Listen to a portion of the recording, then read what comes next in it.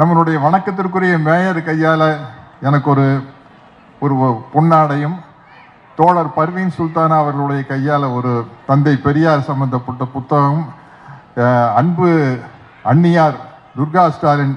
ஏன் அண்ணின்னு சொல்றேன்னா, உங்களை விட எனக்கு வயசு அதிகமாக இருக்கும், ஆனால் முதல்வரை விட எனக்கு ஒரு வயசு கம்மி. அவர் 53, நான் 54.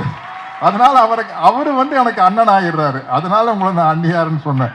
அவங்க முன்னாடியில் இந்த விழா கலந்து கொண்டு இந்த மகளிருக்கு மிகப்பெரிய அளவில் சிறப்பான எத்தனையோ மிகப்பெரிய ஆளுமைகள் அம்மாவையெல்லாம் அம்மா உங்க ஸ்பீச் கேட்டிருக்க, மிரட்டி இருக்கீங்க.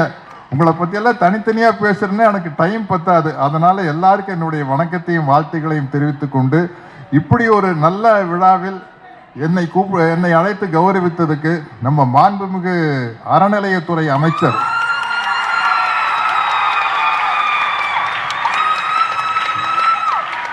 அவரு அறநிலையத்துறை அமைச்சர் மட்டும் இல்ல, அறநிலையத்துறைக்கு அரணாக இருப்பவர்.